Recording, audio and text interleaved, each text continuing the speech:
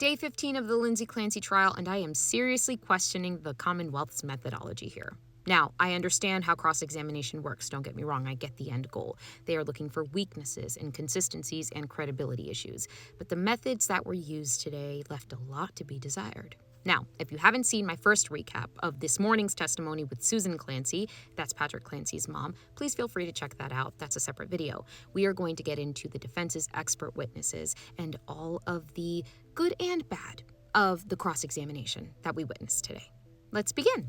First was psychiatrist Dr. Donald Condie. His testimony was lengthy but pretty straightforward. He reviewed Lindsay's medication history and testified about psychopharmacology, including her reported reaction to Zoloft, worsening insomnia, dissociation, racing thoughts, medication side effects, and the fact that bipolar disorder had been considered during her treatment. One significant point for the defense was his testimony that dissociation and feeling disconnected from reality can be associated with psychosis. He also testified that psychiatric symptoms, including psychosis, can be episodic rather than constantly visible. On cross, the Commonwealth established something important immediately. Condie never treated Lindsay, never interviewed her, and never evaluated her for criminal responsibility. That's fair. They also established that racing thoughts alone do not equal mania, that being unable to sleep is different from having a decreased need for sleep, and that bipolar disorder had been considered a possibility, not definitively diagnosed. Also fair. Then they returned to the auditory hallucination. Condie acknowledged that Lindsay never reported hearing a voice to Tufts, Gelada, or Dukes before January 24th. But as a juror, my first thought is, okay, what does that tell me about when the voice began? Maybe she wasn't hearing it yet. Maybe the onset happened January 24th and was so vivid and real that she acted when it happened. Or maybe she was withholding symptoms. On redirect, Reddington asked Condie whether psychiatric patients sometimes minimize or conceal severe symptoms. He said yes. And we already have evidence that Lindsay expressed fear that disclosing certain symptoms could result in her children being taken away. So that issue for me remains open. Then came the long-awaited witness, forensic pathologist Dr. Elizabeth Laposata, appearing by Zoom. And I'm sorry, but this is where the Commonwealth really started losing me. On direct, Laposata testified about Lindsay's injuries from the fall. She said Lindsay fell approximately 13 or 14 feet head first and sustained a Jefferson fracture, which is a burst fracture of C1, the first cervical vertebra directly beneath the skull. She broke her neck. She also described additional spinal injuries, a fractured rib, and severe damage to the thoracic spinal cord. On cross-examination, Sprague repeatedly emphasized that Lindsay did not have a skull fracture, brain bleed, major laceration, or significant visible injury to her head. Laposata agreed, but she also maintained that the force of the impact could travel through the skull into the cervical spine through axial loading, essentially the transmission of force down through the spine. And Lindsay had a burst fracture of C1. Again, she broke her neck. As Sprague kept showing her photographs and asking about the lack of blood, skull fractures, or external injuries, I kept waiting for the point. If Laposata's reconstruction is wrong, what is the alternate explanation for how Lindsay fractured C1? Because pointing out that her skull didn't fracture doesn't explain away the vertebra that did. At one point, Sprague also raised an old professional issue involving Laposata, which Laposata said dated back roughly 20 years and involved facility issues, including a light that was out. Again, as a juror, I would be asking myself how much that actually helps me evaluate the medical opinion she's giving in this case. It feels like we're grasping a little.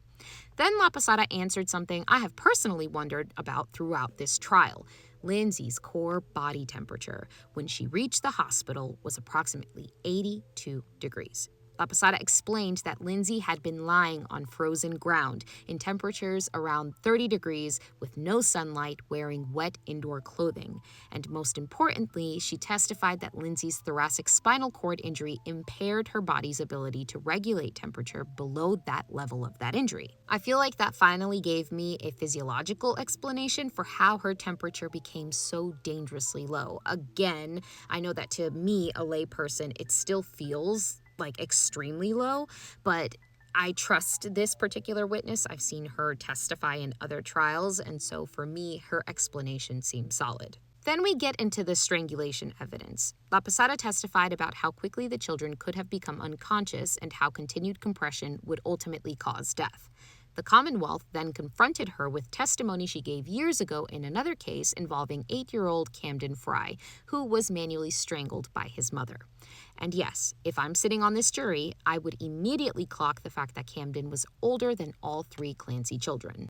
I'm not assigning a medical conclusion to that. I'm just clocking that there's a difference in age, size, and circumstances as I evaluate the comparison that's being presented to me. And there's an even bigger distinction. The prior case involved manual strangulation and other forms of compression.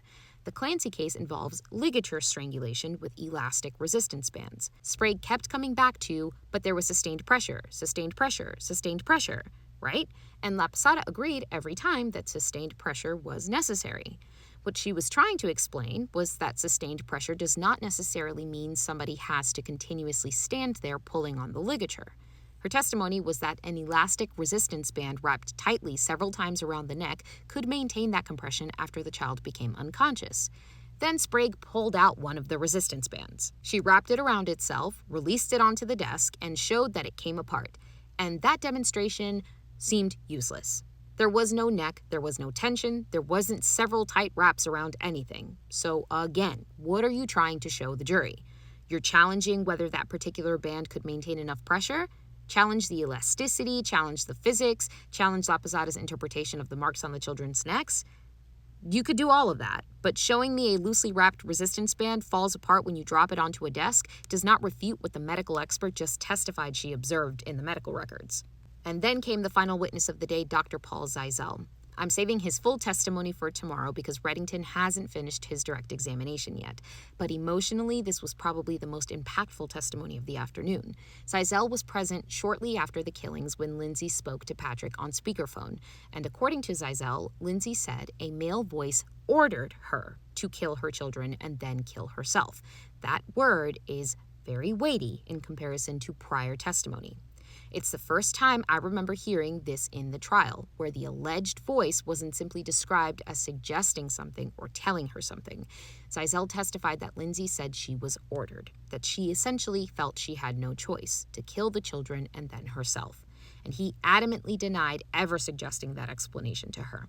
We still need to hear the rest of his direct examination and, importantly, the Commonwealth's cross, so we'll unpack all of Zeisel tomorrow. My biggest takeaway from day 15 is that cross-examination is meant to expose weaknesses in testimony, and everything that I heard really didn't challenge the witnesses in a way that forced them to change their testimony. It just looked argumentative, and it felt a little circular, and if I'm being honest, at times it felt like low blows. But I want to know your thoughts. Let me know what you thought about today's cross-examination methodology, or really anything that the defense witnesses said. I'm excited to hear your thoughts. I'll be reading in the comments. Like, share, comment, follow. We will break down Dr. Zeisel's testimony in full tomorrow, and I'll catch you in the next one.